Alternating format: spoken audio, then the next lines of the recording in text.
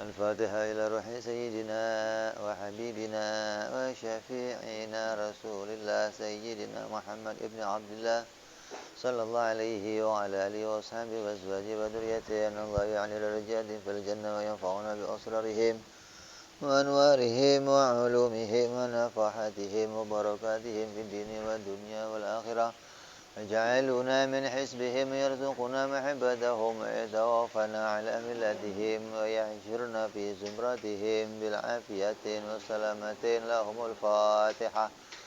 أعوذ بالله من الشيطان الرجيم. بسم الله الرحمن الرحيم. الحمد لله رب العالمين الرحمن الرحيم مالك يوم الدين إياك نعبد وإياك نستعين اهدنا الصراط المستقيم صراط الذين أنعمت عليهم غير المغضوب عليهم ولا الضالين آمين. بسم الله الرحمن الرحيم. نويت تعلما وتعليما وتذكرا وتذكيرا والنفع والانتفاع والإفادة والاستفادة والحث على التمسك بكتاب الله وسنة رسول الله صلى الله عليه وسلم ودعاء إلى الهدى ودلالة على الخير ابتغاء مرضاته وقربه وثوابه وحسن الخاتمة مع اللطف والعافية وصلاح العاقبة. Bismillahirrahmanirrahim. Alhamdulillah rabbil alamin wa bihi nasta'inu ala umuri dunya waddin. Salatu wassalamu ala Rasulillah sayyidina wa habibina wa syafi'ina wa maulana Muhammadin sallallahu alaihi wa ala alihi wa sahbihi ajma'in. Amma ba'du. Wa qala musanniful kitab Hadratus Syekh Muhammad ibnu Athaillah rahimahullah wa ghafara lahu wa liwalidayhi. Thumma ila sahibu syarha Saleh bin Umar Darat rahimahullah wa ghafara lahu wa liwalidayhi wa nafa'ana bihima fid darain. Allahumma aftah qulubana futuhal arifin wa bihikmatika wansur alaina birahmatika ya arhamar rahimin. Ila anqal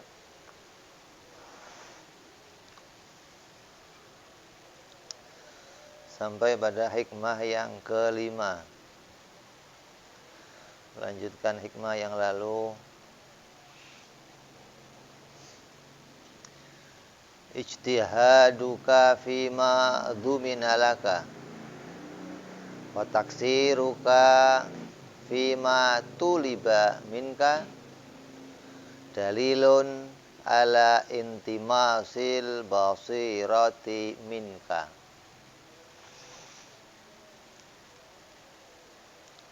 Kesungguhanmu, keseriusanmu untuk mencapai sesuatu yang telah dijamin pasti akan sampainya kepadamu dengan disertai keteledoranmu meninggalkan kewajiban-kewajiban yang telah ditugaskan kepadamu, itu bukti butanya mata hatimu. Ini makna secara terjemah. Kesungguhan kita di dalam meraih angan-angan. Kesungguhan di dalam meraih cita-cita. Kesungguhan di dalam meraih apa yang diinginkan. Serius nyarinya. Disertai meninggalkan kewajiban-kewajiban yang diperintahkan oleh Allah. Maka orang yang demikian dikatakan orang yang buta mata hatinya. Apa namanya? Buta mata hati. Kalau kata kiai dulu ngomongnya orang yang salah ngitung. Orang yang apa namanya? Salah ngitung.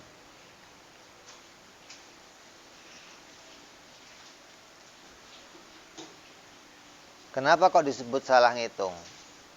Maksudnya salah ngitung itu dia tidak bisa menilai mana yang lebih berharga, mana yang lebih murah harganya. Saya punya besi atau saya punya kuningan, satu meja gedenya. Kuningan satu meja, tembaga satu meja. Sama-sama kuning. Ini kira-kira kalau ditukar sama emas satu gelas, ini harganya mahal mana? Emas satu gelas. Ada orang punya emas satu gelas, terus ditukar sama tembaga satu meja, ngomongnya untung. Saya untung bener. Emas saya cuma segini, ditukar tembaga, untung gede saya hari ini. Itu kira-kira waras apa enggak orang? Namanya orang salah apa itu? Salah itu. Kalau digambarkannya begitu, maka kita bisa nyambung maksudnya. Orang salah ngitung itu bagaimana? Dia punya sesuatu yang berharga ditukar dengan sesuatu yang tidak ada harganya, tapi merasa mendapatkan keuntungan. Ada nggak orang begini? Kira-kira ada nggak? Orang punya emas satu genggam ditukar sama kuningan satu meja, terus dia seneng. Ada nggak orang begitu? Saya nanya ini, ada nggak orang begitu? Nggak ada. Nggak ada. Jadi kalau bab fulus pintar semua gitu ya. Tapi di sini akan dibuktikan bahwa ini semua terjadi pada kita. Bahwa kita ini jadi orang-orang yang seringkali salah ngitung. Apa yang salah ngitung? Kayak contohnya waktu sholat. Ada kerjaan di pasar. Pasar lagi rame-ramenya, tiba-tiba ada panggilan sholat Jumat. Ini orang yang mikirin dagangannya untung gede, kata dia, ini kalau saya tinggalin pasar, saya tutup, pindah ke toko lain. Langganan saya lari. Ya, pikirannya apa? Jumatan bisa minggu depan lah, gampang. Yang penting itu namanya apa? Salah ngitung. Yang disebut orang yang buta mata hatinya. Kok buta kenapa? Dia nggak bisa ngitung, nggak bisa ngelihat mana yang lebih menguntungkan, mana yang tidak menguntungkan. Bagi dia buka toko itu sangat menguntungkan. Padahal nggak bisa diukur harganya dengan ukuran akhirat. Sholat Jumat itu satu perintah Allah yang luar biasa pahalanya. Kalau kamu hargai hanya dengan buka toko, kira-kira buka toko itu laris-larisnya 1 jam dapat untungnya berapa? Ada orang pas Jumatan lagi laris-larisnya, buka rumah makan Padang lagi laris, di toko lagi laris. Mau ditinggal sayang. Apalagi mau lebaran pas buka kasur lagi laris. Ngaji juga ditinggal. Yang penting jahit dulu pokoknya. Ngaji gampang, minggu depan bisa lah. Ini orang-orang yang salah ngitung. Nabi SAW itu pernah ditinggalkan oleh sahabat-sahabatnya waktu lagi ceramah. Ceramah Jumatan, orang banyak. Nabi lagi ceramah naik mimbar, tiba-tiba ada rombongan kafilah datang, pedagang bawa musik. Itu separuh sahabat duduk keluar semua, melihat musik semua. Begitu sudah selesai pulang, kata Nabi, ente kok ninggalin saya, bagaimana saya lagi ceramah? Musik jarang-jarang ya Nabi, kalau ceramah tiap hari ya Nabi. Musik jarang. Jadi kalau sekarang ada orang kok konser, ngaji ditinggal. Itu sudah dari dulu begitu memang.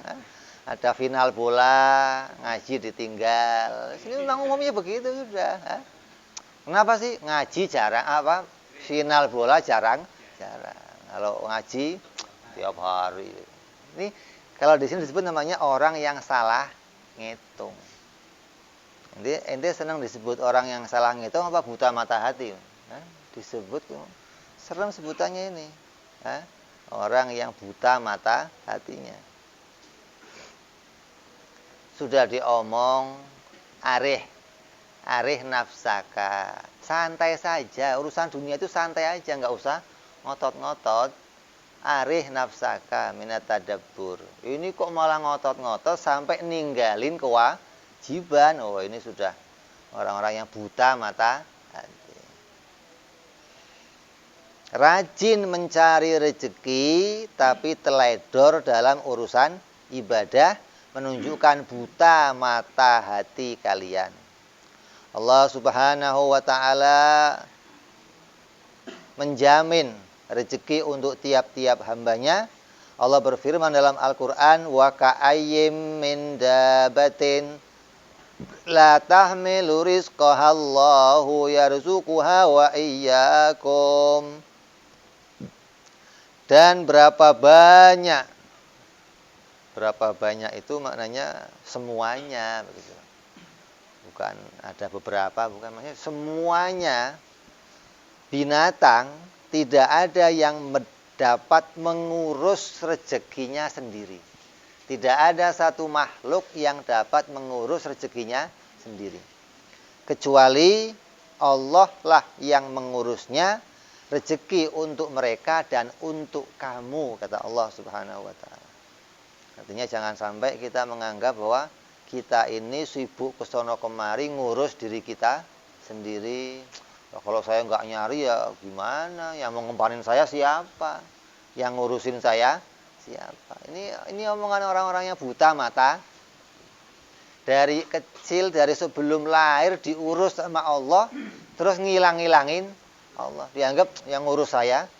Ini orang-orang yang buta mata hati. Yang ada di pandangannya ini ya pandangan dohir, mata hatinya nggak bisa melihat sesuatu yang menjadi jaminan Allah pada dirinya, nggak terlihat. Yang terlihat ya apa yang dohir yang dilakukannya. Ada orang bekerja, ada orang susah payah, kalau giat itu dapat jaya, kalau dia malas ya dia miskin. Itu yang terlihat oleh seseorang. Hingga dia nggak bisa melihat bahwa ada jaminan dari Allah untuk tiap-tiap rezeki dari hambanya.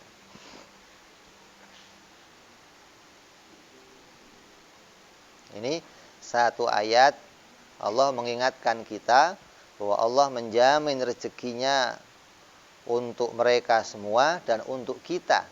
Tidak ada satupun makhluknya Allah yang rezekinya itu lepas dari Allah Subhanahu wa ta'ala.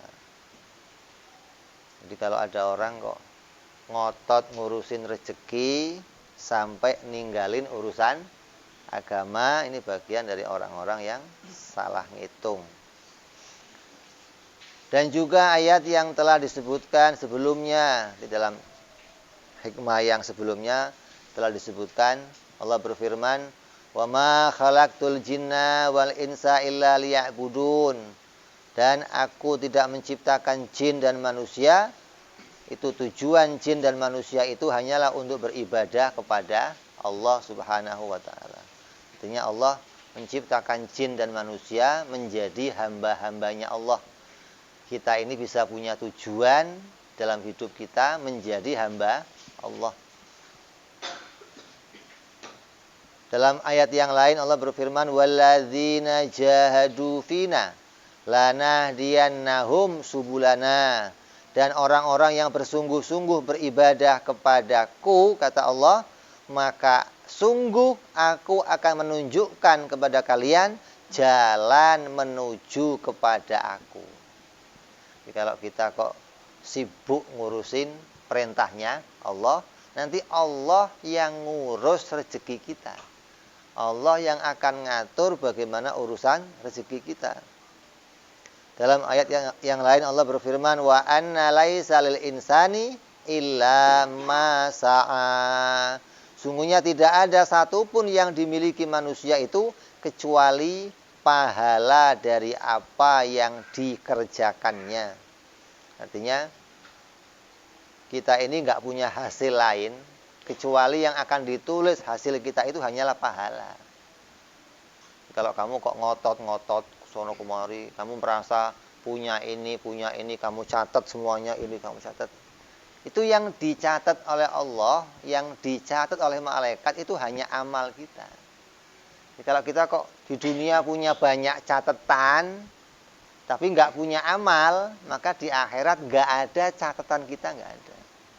Jadi Allah merintahkan malaikat hanya mencatat amal-amal perbuatan hamba. Itu yang akan kita miliki, itu yang akan kita bawa sampai nanti ke akhirat. Selain itu nggak ada yang kita bawa, nggak ada.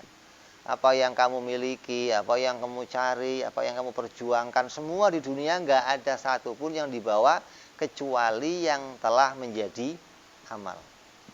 Baik itu amal dohir ataupun amal batin. Baik itu perbuatan hati kita, seperti berbuat baik sama orang, senantiasa husnudon sama orang, senantiasa sabar pada ujian Allah. Hanya ini yang akan dibawa nanti. Ikhlas dalam beramal, syukur ketika dapat nikmatnya Allah. Ini amal hati.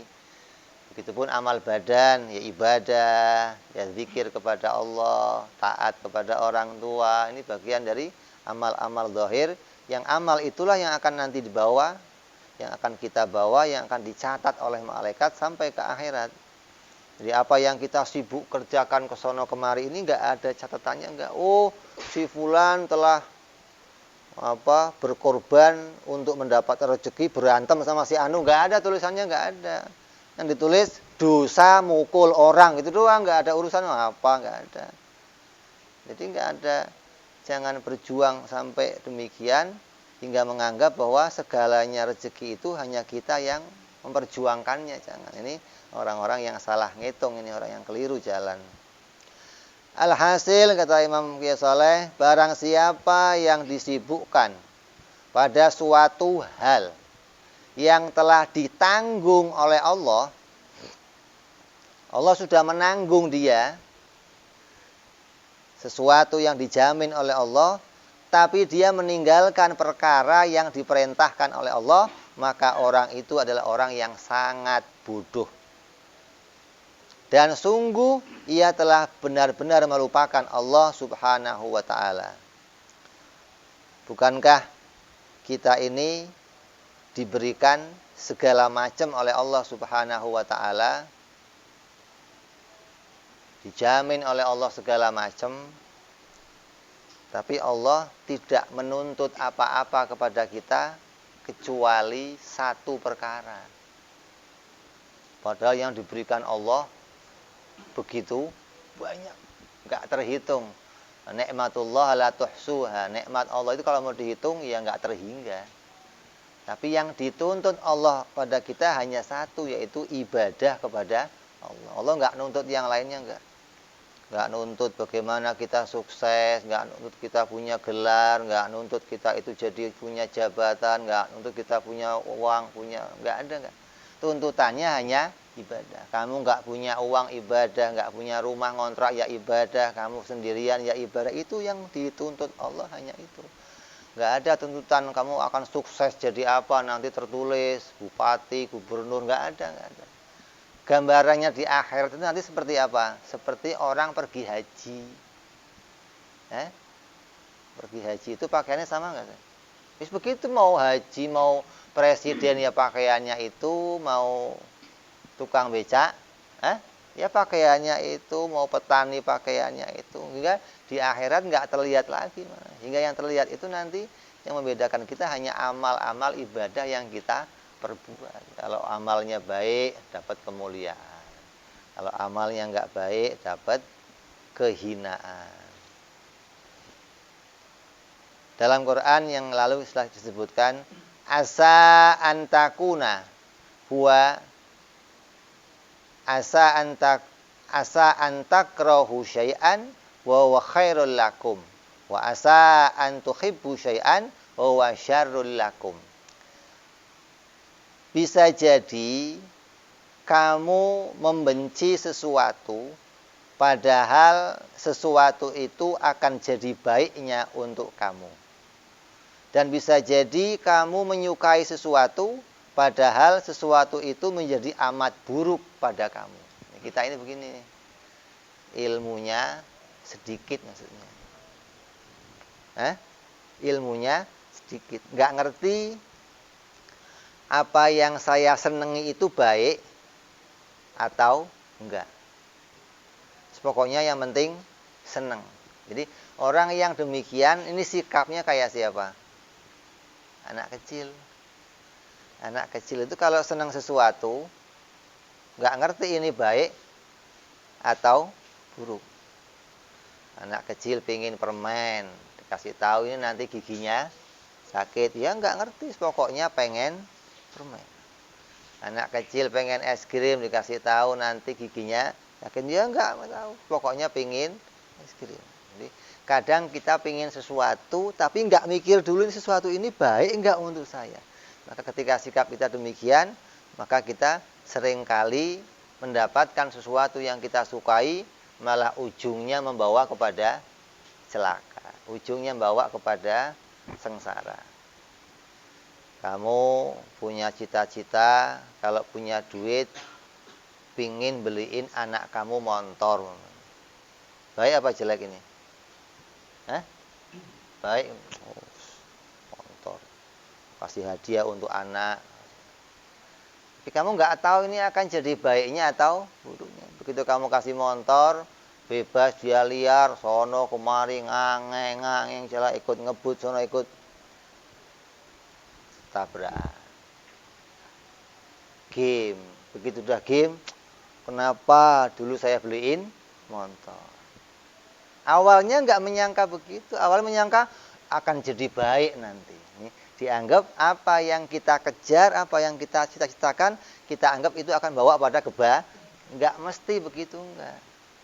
Kamu punya cita-cita untuk beli sesuatu, untuk ngerjain sesuatu, untuk sesuatu itu tidak mesti akan bawa kebaikan pada kita. Hingga kita harus kembalikan sesuatu itu hanya kepada Allah Subhanahu wa taala. Makanya kalau milih sesuatu, dapat sesuatu, semua dikembalikan kepada Allah. Ya Allah, mudah-mudahan ini jadi baiknya. Mudah-mudahan ini menjadi manfaatnya. Enggak terus dilihat hanya dari sisi yang kita cita-citakan saja, enggak.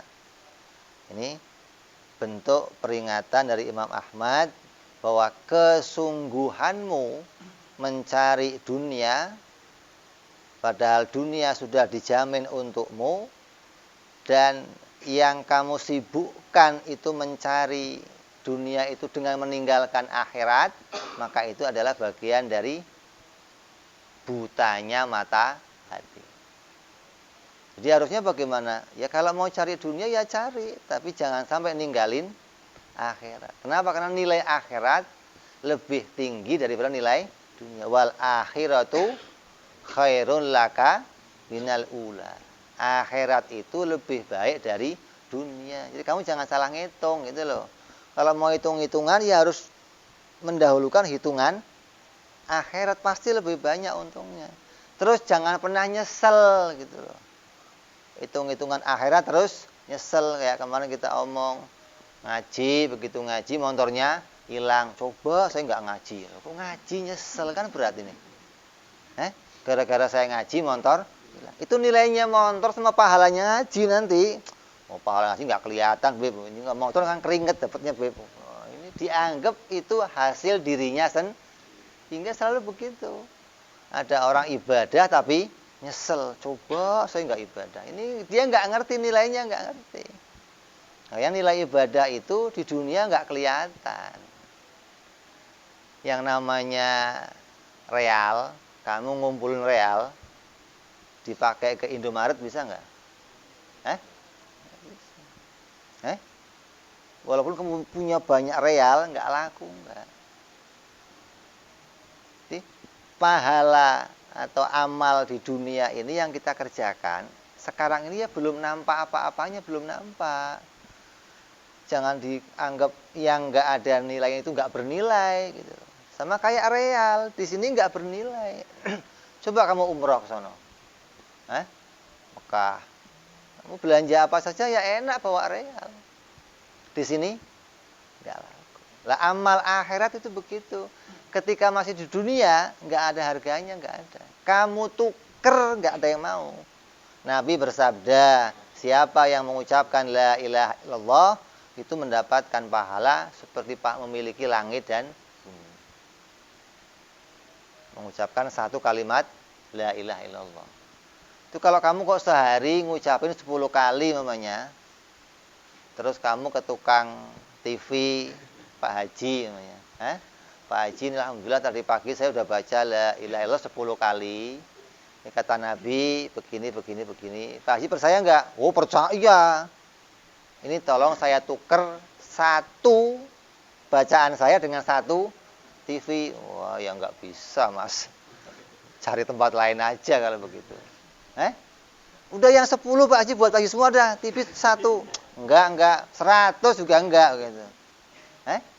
Enggak laku di dunia, enggak laku.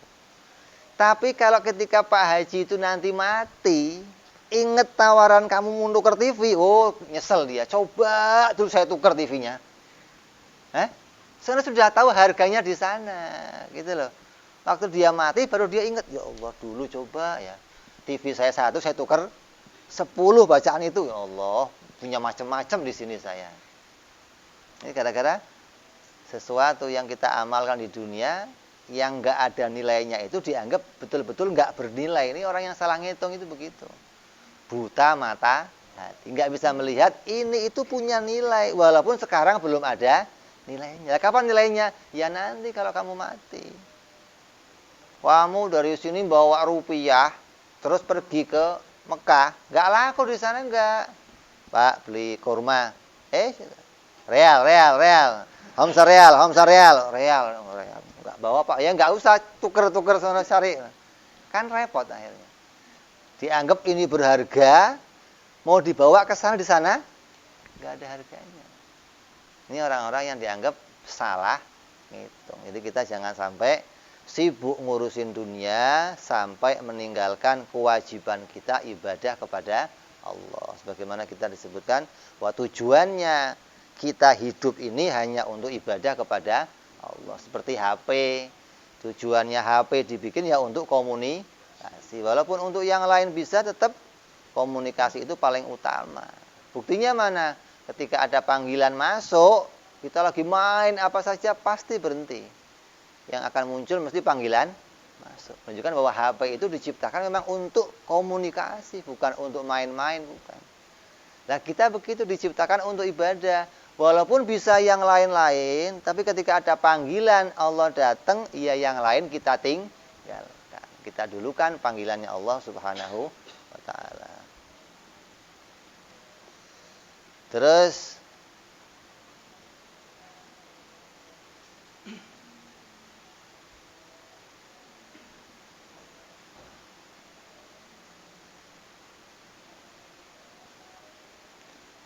ada lagi yang perlu kita pahami dari hikmah yang sekarang ini.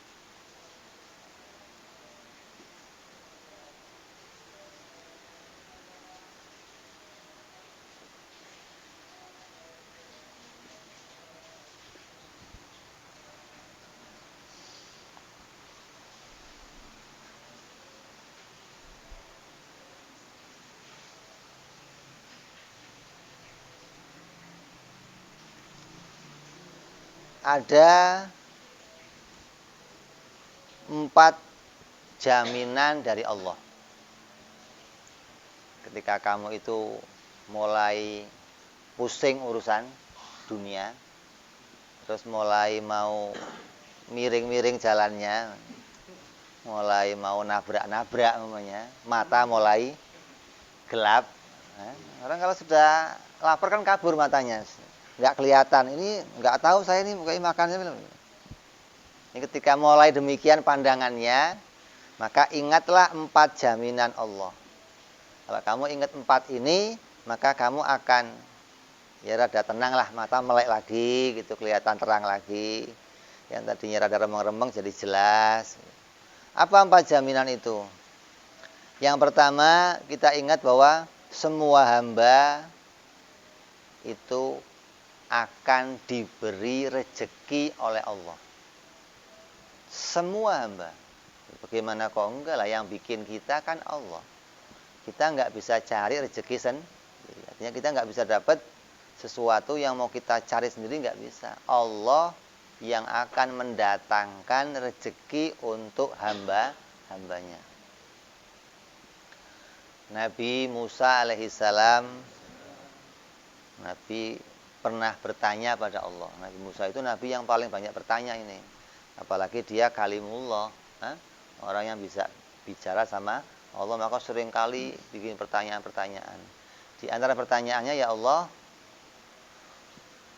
saya pengen tahu bagaimana engkau itu ngatur hamba yang banyak begini ya Allah. Ini ngasih rezekinya gimana maksudnya? Segini gedenya makhluk-makhluk yang macam-macam ini, cara ngaturnya bagaimana? Nabi Musa pengen tahu gimana Allah cara ngatur rezeki untuk hamba. Di depan Nabi Musa ada batu. Kata Allah, Musa, coba pukul batu itu, pecahkan. Maka dipecah Nabi Musa. Pukul, belah. Masih ada bongkahnya lagi, pecahin lagi. Pecah lagi. Tambah kecil, pecah lagi. Itu udah kecil dibongkah. Di dalamnya itu ada satu makhluknya Allah yang kecil, hidup bersama anak-anaknya, sedang dikasih makan sama Allah. Itu masuknya lewat mana? Begitu dibuka kata Musa, ya udah, saya sadar ya Allah, udah jelas dah ini mah. Kata Allah, saya nggak satu pun lupa pada hambaku ya Musa. Saya ini nggak pernah lupa sama yang saya ciptakan. Allah yang bikin, ya Allah yang tahu tempatnya. Maka Allah yang mendatangkan rezeki pada hamba-hambanya. Ada satu hewan burung yang buta matanya, nggak bisa kemana-mana. Satu wali ngeliatin burung itu nih, burung ini makannya gimana caranya, mau buta, terbang yang nggak bisa nabrak-nabrak, mau buta. Kalau dia mau makan, dia turun dari sarangnya ke bawah, terus tanah dipatok, tok. Keluar cawang emas yang isinya satu isinya biji-bijian, satu isinya air. Dia makan, minum, masuk lagi ke tanah, dia nempel ke sarangnya lagi. Ini Allah menjamin hamba-hambanya gitu loh. Jadi kamu kalau sudah melihat jaminan-jaminan Allah yang begini, yang begitu banyak Allah jadikan, maka kita akan sadar bahwa oh ternyata saya ini sibuk-sibuk kesono kemari ngotot-ngotot, toh datangnya ya sesuai jaminan Allah. Yang dijatahkan Allah itulah yang akan kita terima. Kamu kerja ngelembur, kerja sampai hari-hari, ya dapatnya sesuai dengan apa yang Allah tentukan. Setiap hamba itu Allah jamin rezekinya, tidak ada satupun yang keluar dari jaminannya Allah Subhanahu wa ta'ala. Bahkan hewan-hewan yang nggak kelihatan, yang kamu nggak ngelihat, makhluk-makhluknya Allah yang tersembunyi, semuanya Allah yang mengurus. Sampai penjaga malaikat, penjaga neraka, malaikat Zabaniyah, itu pernah diperintahkan oleh Allah, Zabaniyah, coba itu nerakanya orang Islam dikosongin. Di neraka itu ada sap-sapan. Itu entah sapnya itu begini, entah sapnya itu begini, nggak ngerti dah pokoknya. Sap-sapan. Karena ada riwayat orang Islam itu kumpul bersama orang-orang kafir di neraka.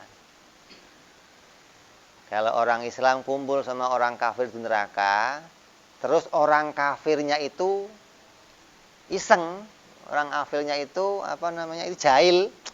Kamu Islam masuk neraka. Saya pantas kalau diledekin begitu. Beruntung kamu. Kamu cari nanti orang kafir yang begitu, yang mau ngeledekin. Ketika kamu diledekin begitu, maka Allah perintah malaikat jemput, angkat. Kata Allah apa? Tidak aku jadikan sama orang kafir dan orang Islam. Jadi kalau orang kafir diem aja gimana? Ya betah di situ, kamu nggak diapa-apain. Kalau orang kafirnya kok ngeledekin kamu, diangkat langsung. Nah, biar nggak sama, dipisah. Kok orang kafirnya diem aja nggak ngeledekin, ya kamu betah di situ nggak diapa-apain nggak? Lama keluarnya, maka cari orang kafir yang begitu nanti.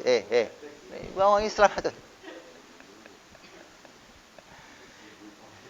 Ini malaikat Zabaniyah diperintah oleh Allah kosongkan nerakanya orang Islam. Angkat semua, pindahin semua, cari. Sudah kosong ya Allah? Belum. Cari lagi. Cari muter. Kosong ya Allah? Belum, kata Allah. Ini kok belum? Ini gimana? Cari muter nggak ketemu malaikat. Ini penjaga neraka nggak nemu, Bang. Bagaimana coba? Begitu balik lagi, engkau yang tahu ya Allah. Saya nggak ngerti dah. Sudah kamu masuk ke sono, ke dalam sumur ini, gang ini, jalan ini, sampai ke dalam itu ada. Tempatnya gelap, nggak ada cahaya, nggak ada apa. Ya masih ada makhluknya Allah di situ. Yang dihukum oleh Allah. Nah, angkat semua, angkat. Ini tandanya apa? Bahwa Allah yang mengurus semuanya. Walaupun ada penjaganya, yang ngurus tetap Allah. Karena penjaganya kadang nggak ngerti di mana saja itu makhluknya Allah.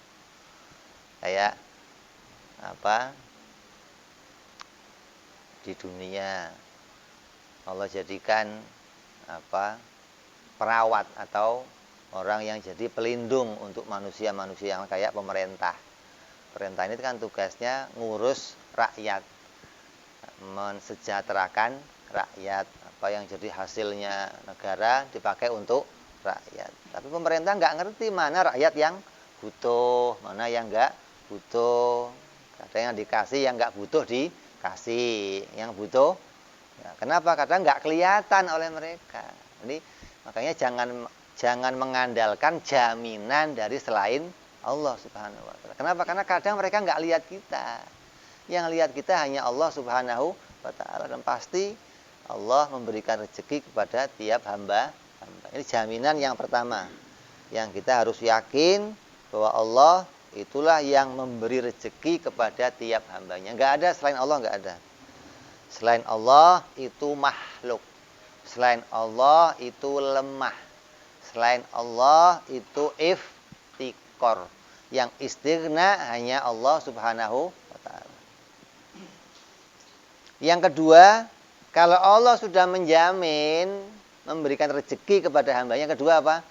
Allah akan mendatangkan rezeki itu, dan Allah yang mengatur sebabnya datang. Kamu nggak usah mikirin ini cara datangnya bagaimana, itu Allah yang ngatur sejak di dalam kandungan.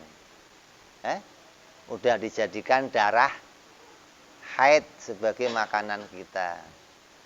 Kita pernah jadi Dracula dulu waktu di dalam kandungan makan darah. Allah yang ngatur rezeki datangnya. Begitu keluar, air susu ibu kita keluar, Allah yang ngatur keluarnya. Ini Allah yang mendatangkan, itu Allah yang ngatur caranya. Kadang kita nggak pernah berpikir gimana cara datangnya. Kadang kita buntu, ngutang udah nggak bisa. Sono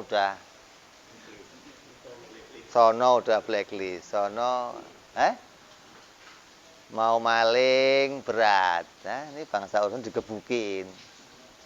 Mau numpang makan rumah kawan udah bolak-balik. Ini kayaknya mau gimana lagi. Sampai kamu nggak ngerti ini gimana jalannya lagi. Kamu nggak usah bingung. Allah pasti mengatur gimana jalannya datang rezeki hamba-hambanya. Jadi kamu nggak usah mikir gimana caranya, nggak usah. Udah yakin Allah pasti akan mengaturnya. Dikatakan wa may yattaqillah yaj'al lahu makhrajan. Siapa yang takut kepada Allah, berserah diri pada Allah, Allah akan mendatangkan jalan keluar. Wa yarzuquhu min haitsu la yahtasib. Dan Allah akan menjadikan rezeki dari jalan yang enggak pernah disangka-sangka. Terpikir aja enggak. Kok tiba-tiba dia yang datang, Masya Allah. Enggak terpikir saya kalau kamu. Kalau tahu terpikir udah saya samperin kamu. Tapi nggak terpikir, jadi nggak disamper-samperin. Begitu datang, dia kurang satu berarti di sini. Karena pikiran kita kan terbatas. Lah yang mampu Allah jadikan jalan keluar itu nggak terbatas. Hingga kamu nggak bisa ngira-ngira gimana jalan keluarnya. Sayyidina Ali radhiyallahu an begitu pulang ke rumah ketemu sama Siti Fatimah, nanya, "Wahai istriku, ada makanan nggak?" "Nggak ada ya Ali." Fatimah, "Nggak ada makanan. Ini aja saya punya uang cuma segini nih, hasil tadi jahit. Saya mau beliin susu untuk Hasan sama Husain. Ini aja mungkin kurang. Ya udah sini saya beliin." Diambil uangnya keluar. Sampai luar mau beli susu, di tengah jalan ada pengemis. "Saya udah 3 hari nggak makan. Siapa yang ngasih saya rezeki, Allah akan balas 10 kali lipat." Dikasihin. Kok kesian, belum makan, dikasihin. Begitu dikasihin selesai, orangnya pergi, bingung dia mau kemana lagi. Saya pulang ke rumah lagi. Begitu pulang disambut sama istrinya, "Ahlan, mana susunya?" "Nggak ada." Nangis istrinya, "Ya Allah, bagaimana? Ini anak belum minum susu, ini belum makan. Gimana ceritanya?" "Cerita, tadi saya ketemu sama orang fakir, terus saya kasih sama dia." Kata Siti Fatimah radhiyallahu anha, ini putrinya Rasul, "Kalaupun saya yang pada posisi kamu, Sayyidina Ali, akan saya kerjakan pun yang begitu." Ini orang-orang hebat ya. Yang ngitungnya itu benar maksudnya, nggak salah ngitung, nggak. Kalau kita kan salah ngitung. Lah per 3 hari, sama gue juga aja, lu kira lu doang. Kalau kita ngitungnya salah maksudnya. Kalau mereka nggak salah ngitung, nggak. Ini orang-orang yang mata hatinya terang benderang maksudnya. Yang dilihat hanya akhirat, dunia itu nggak diukur sama dia sudah. Akhirnya di rumah sudah nggak ada apa-apa, kata Sinali, "Ya sudah, saya tak keluar dulu dah. Saya mau ketemu Nabi. Barangkali Nabi punya jalan keluar." Begitu keluar ke rumah, di jalan ketemu sama Arab Badui lagi jalan buru-buru bawa onta. Ali dipanggil. Saya mau jual onta." "Mau jual onta? Ya, susu aja nggak beli, onta suruh beli bagaimana sih?" "Ini saya butuh uang penting." "Ya tapi saya nggak punya duit mau beli." "Ya sudah, kamu utang aja lah." "Berapa harganya?" "Sekian." "Oh ya udah." Karena diutang boleh, ya dibawa sama Sayyidina Ali. Dibawa ke pasar, sampai di tengah jalan ada orang lain nyamperin, Ali, buah onta mau dijual." "Iya." "Saya beli ya." "Sekian." "Ya Her, beli." Yang bawa onta didatangkan, yang mau beli tahu-tahu menepuk panggil-panggil. Jadi untungnya dikantongin, jadi beli susu, dia beli makanan, beli apa, selesai bawa ke rumahnya. Pulang ke rumah, sampai rumah cerita, "Gimana ceritanya? Tadi ada orang yang jual onta, tahu-tahu diutangin, saya utang aja.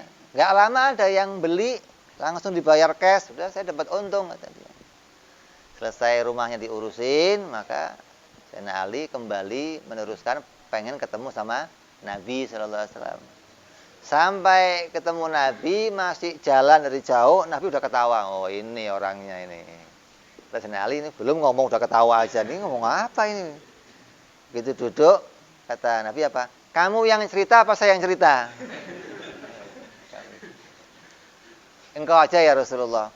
"Itu yang jual tadi Jibril, yang beli Mikail." "Oh, ini belum cerita apa-apa, itu yang jual onta, yang ngutangin itu malaikat Jibril, yang beli malaikat Mikail." Ini jalan keluar yang Allah yang atur datangnya rezeki. Jadi kamu nggak bisa nyangka-nyangka begitu loh. Terus putus asa, nih nggak ada jalan keluar. Bagaimana nggak ada jalan keluar? Allah mampu menjadikan nggak terbatas jalan keluar. Ada orang yang wali-wali khusus, rezekinya itu, ini orang yang kemarin kita ceritakan, yang fakirnya tingkat pertama, maksudnya nggak minta sama orang, terus nggak nerima pemberian orang. Ini fakir tingkat pertama ini. nggak pernah minta sama orang, nggak nerima pemberian orang. Lah istrinya di rumah kan rame. Pak, keluar rumah, Pak, ini di rumah. Saya mau kemana? Rezeki saya diantar sama Allah, nanti udah tenang aja. Lah kapan nganternya? Ini kok nggak datang-datang? Ya lapar, ya rame. Ini istri biasa begitu. Nggak lama suaminya ngimpi, ditunjukkan oleh Allah ada satu harta yang harus digali, yang kalau kamu gali maka akan cukup untuk kebutuhan kamu. Bangun dari ngimpi, cerita sama istrinya, istriku tadi saya ngimpi gini-gini, ambil pacul, berangkat sekarang. Udah nggak usah pakai nanti-nanti, gali pulang, bawa sini semuanya. Istri dikabari duit, ya cepet banget tuh, nggak pakai nanti. Kata suaminya apa? Enggak, rezeki saya diantar nanti. Iya, istrinya ya, kamu ini macam tang ding dong sampai keluar rumah, ke rumah tetangga. Cerita sama tetangganya, suami itu bego memang begini. Kenapa? Ngimpi dapat harta karun tinggal diambil, nggak mau. Di mana tempatnya? Oh, tetangganya cepet banget nanyanya. Karena tahu ini orang soleh, nggak pernah bohong, hidupnya bener. Kalau kamu yang si berita, mana ada yang percaya? Gua ngimpi harta karun, lu ambil aja sendiri sono. Ini kan lain orang-orang yang memang. Nah, iya deh, kalau ente ngambil, tahu menghayal doang maksud. Para penghayal. Dikasih tahu tempatnya sampai detail, digali nih. Itu digali ada kotaknya. Diangkat, begitu dibuka, batu-batu kerikil itu koral. Sialan, udah panas-panas, galinya capek, dapatnya diambil. Datang ke rumah tetangga yang cerita itu, dilemparin semua. Nih harta karun kamu. Kubrau, sampai ke rumahnya, jatuhnya bunyinya apa? Kerincing. Merdu. Kata suaminya apa? Lah itu datang rezeki saya gitu. Coba ini. Begitu keluar, benar berserakan dirham emas. Orang-orang yang apa? Allah mampu menjadikan jalan keluar maksudnya. Lah yang sekecil-kecil apapun juga banyak riwayat-riwayat yang luar biasa, seperti riwayatnya seorang nenek yang punya cucu sakit tulang belakang, nggak bisa bergerak. Dia sudah bertahun-tahun tidur di situ aja, nggak kemana-mana ini. Dia yang urus makannya, buang air di situ, di situ. Satu hari ada dokter terkenal di satu negara yang kemudian mau mengadakan pertemuan di negara lain. Maka dokter naik pesawat, di tengah jalan gangguan, harus turun. Itu turun, dia ganti mobil. Kenapa? Karena harus sampai ke acara. Naik mobil, hujan. Pohon tumbang. Sampai ribut. Akhirnya nyewa motor, nyewa apa, sampai kehujanan, sampai dia nyari rumah untuk berteduh di mana. Udah saya nggak bisa lagi nerusin perjalanan. Akhirnya nyampe ke rumahnya nenek ini. Dibukain pintu, udah duduk.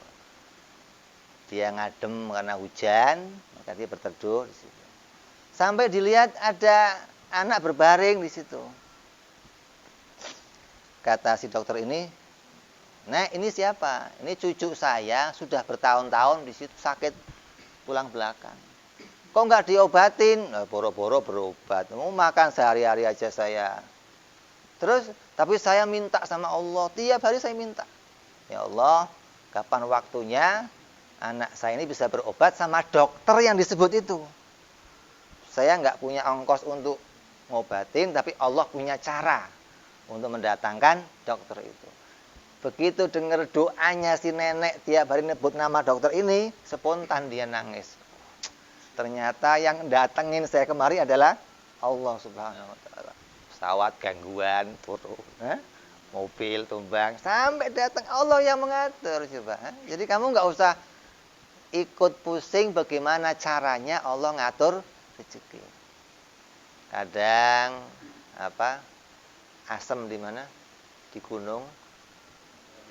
Garam ketemunya di mana? Sayur asem. Lah ya ketemunya kan bisa ketemu asemnya di gunung, garamnya bisa ketemu di sayur asem. Jadi kamu nggak usah mikir gimana cara ketemu, nggak usah. Allah yang ngatur, Allah begitu loh. Jadi kita yakin pertama rezeki didatangkan oleh Allah. Terus Allah yang mengatur cara datangnya. Gimana cara datangnya? Allah yang atur. Jadi kamu nggak usah ikut pusing. Terus jaminan yang ketiga, kita tidak akan mati sebelum rezeki kita habis. Itu jaminan Allah. Jadi kamu nggak usah pusing. Selagi kamu masih hidup pasti ada jatahnya. Karena nggak akan mungkin jatah kamu tertukar sama orang lain. Jatah kamu dimakan orang lain. Jatah kamu atau kamu makan jatahnya. Ada orang pingsan, ada orang koma udah berbulan-bulan. Nggak mati-mati. Begitu datang seseorang, ditempelin ke mulutnya air zam-zam setetes, melek dia. Begitu melek, mati. Kata orang, didoain sama ini jadi mati, ketemu sama ini jadi mati, ketemu. Ini macam-macam persepsi, padahal rezekinya kurang satu. Setetes air, ya nggak mati-mati. Kalau datangnya kok tahun depan, ya tahun depan dia matinya. Karena nggak mungkin orang itu mati ninggalin rezekinya nggak ada. Jadi kamu nggak usah pikiran saya ini kok begini. Kalau masih ada jatahnya mesti datang. Kalau sudah kamu koid, nah baru berhenti jatah. Ini jaminan yang ketiga. Jadi kamu kalau ketika lagi pusing, keadaan begini, keadaan, ingat, saya masih hidup. Allah menjamin bahwa setiap makhluk yang hidup akan didatangkan rezekinya. Dan saya nggak akan mati sebelum rezeki saya habis. Terus jaminan yang keempat, sesuatu yang menjadi jatah kita tidak akan tertukar pada orang lain. Ini jaminan juga. Ini Allah memberikan kita apa yang telah dijamin oleh Allah sampai pada kamu tidak akan pernah tertukar. Nah, sekarang seringkali kita nganggap ada orang makan rezeki kita. Itu makan punya saya, itu hak saya diambil sama dia. Kita menganggap bahwa ada orang lain ngambil rezeki kita, nggak ada. Rezeki itu nggak bisa dimanfaatkan oleh orang lain, nggak bisa. Apa sih rezeki itu? Ada rezeki, ada milik, beda ini. Kalau milik itu apa-apa yang ada yang menjadi hak kita. Secara syar'i, hak secara syar'i maka namanya milik. Datangnya dari mana? Ya bisa dari warisan, bisa dari jual beli, dikasih orang, usaha, atau nemu. Ini jadi milik. Yang saya miliki kemudian saya manfaatkan, itu namanya rezeki. Jadi rezeki itu nggak tertukar, enggak. Kenapa? Karena sudah kamu manfaatkan. Jadi yang sudah termanfaatkan untuk kamu itu namanya rezeki kamu. Kamu punya pakaian di rumah 10. Yang kamu pakai berapa? Nah, itu rezeki kamu berarti. Yang 10 itu milik kamu. Nah, kalau milik itu bisa dipakai orang lain. Tamu datang minjem, kawan datang kamu kasih. Itu namanya milik kamu, kamu kasih. Bukan rezeki kamu kasih, bukan, nggak bisa. Rezeki itu ya untuk kamu sendiri. Nasi sepiring, yang jadi rezeki kamu berapa? Ya yang masuk ke mulut kamu. Yang kamu punya, kamu telen, itu rezeki kamu. Kalau yang nyangkut kemudian kamu cutik loncat, itu bukan rezeki kamu. Rezeki semut begitu loh. Tertukar enggak? Ya enggak. Yang jatah kamu ya masuk dalam diri kamu.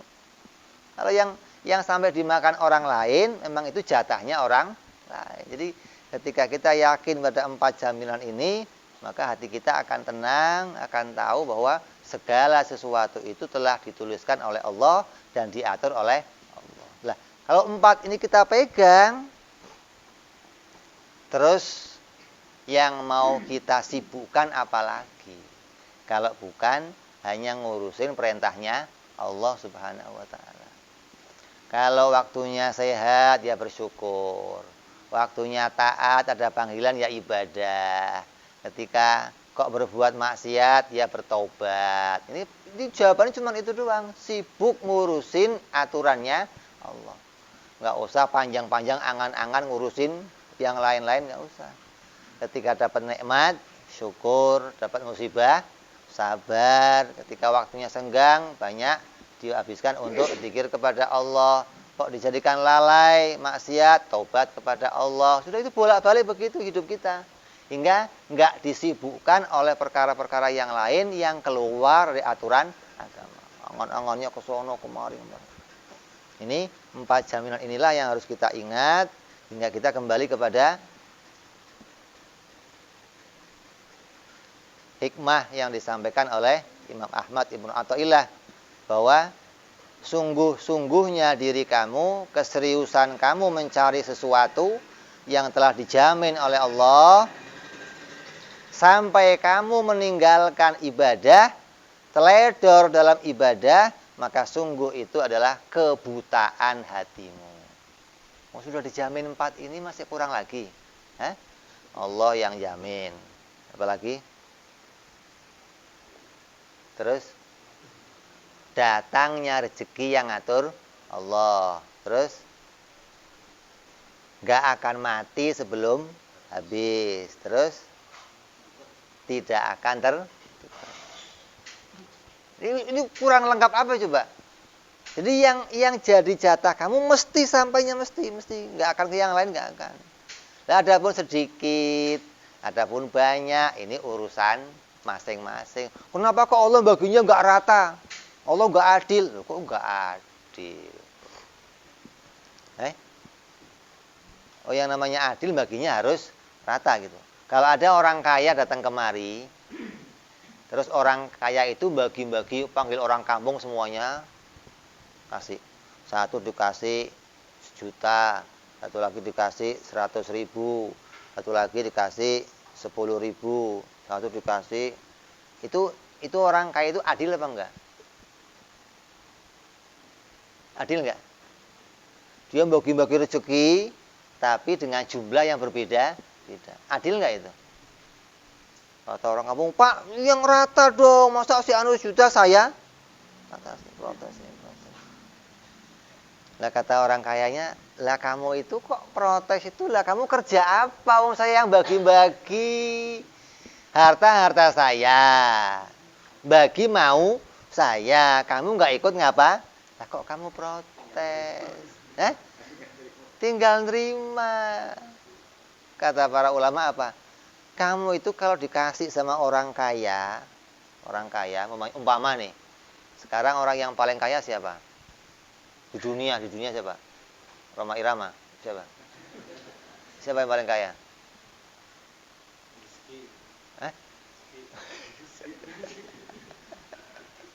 Itu kayaknya dohir batin. Dohiran wa batinan. Oh, yang paling kaya umpamanya raja mana? Saudi. Raja Salman. Raja Salman datang kemari umpamanya. Terus kamu dipanggil sini. Raja Salman ini duitnya nggak berseri maksudnya. Tahu-tahu kamu udah dipanggil jauh-jauh, kamu datang dikasih duit 1.000 rupiah namanya. Itu yang jadi komentar kamu apa kira-kira? Ini nggak salah ngasih, pelit amat raja kaya begini kok, kaya begini kok ngasihnya cuman, apa nggak salah apa? Ini betul raja, ya betul itu buat kamu. Insya Allah ini nerimanya nggak bombong blas sudah pulang sambil ngomel-ngomel ngedumel apa. Kata ulama apa? Kamu jangan begitu cara ngelihatnya. Dia kan orang kaya ngasihnya cuman 1.000. Jangan begitu ngelihatnya. Gimana ngelihatnya? Ngelihatnya kok yang dipanggil kamu. Yang lain nggak dipanggil. Itu yang kamu terhormat mestinya. Jangan lihat pemberiannya. Kamu kok dipanggil sama raja, itu kemuliaan, kamu diperhatikan. Tapi 1000, jangan lihat 1000-nya loh, 1000 lagi yang dilihat. Memang matanya mata ini. Jadi nggak ngerti kemuliaan, nggak ngerti. Ngertinya pokoknya nominal dia. Makanya Indonesia itu mau cari presiden yang baik susah maksudnya, karena pakainya nominal terus, dia nggak ngerti mana baik mana jelek. Kalau nominal tinggi baik, nominalnya rendah nggak baik. Jadi ketika kita diberikan oleh Allah, dipanggil oleh Allah jadi orang mukmin, orang yang beriman kepada Allah, terus diberikan kemiskinan, kamu jangan protes. Masa Allah kaya, saya mukmin miskin begini, ono kaya orang kafir. Jangan. Kita lihat jadi orang mukmin ini kemuliaan yang luar biasa dari Allah Subhanahu wa taala. Penghargaan yang istimewa dari Allah. Allah memilih kita, Allah menghendaki kita jadi orang yang punya akal, paham kepada wajib, mustahil, jaiz, kenal sifat-sifatnya Allah, kenal sifat-sifat Rasul. Ini sudah luar biasa. Apalagi kita mau ibadah lagi, mau menggerakkan badan kita untuk sholat, untuk ngaji, untuk tilawah Quran, untuk mau berzikir pada Allah. Artinya zahir kita diisi ibadah oleh Allah, batin kita diisi ibadah oleh Allah Subhanahu wa taala. Ini anugerah yang luar biasa. Jadi jangan ngelihat kecilnya, jangan.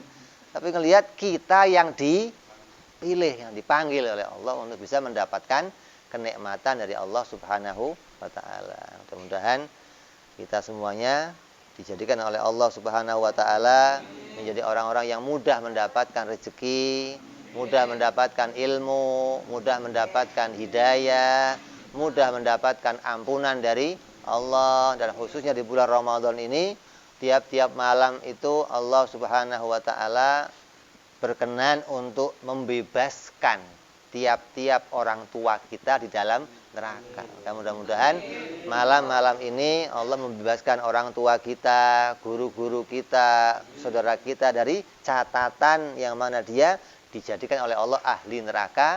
Mudah-mudahan dibebaskan menjadi ahli surga oleh Allah Subhanahu wa taala. Amin ya rabbal alamin. Insyaallah kita akan sambung besok masih kepada hikmah-hikmah yang lainnya insyaallah. Wallahu alam bissawab. Wa ila hadratin nabi al-fatihah. A'udzu billahi minasyaitonir rajim. Bismillahirrahmanirrahim. Alhamdulillahirabbil alamin arrahmanirrahim.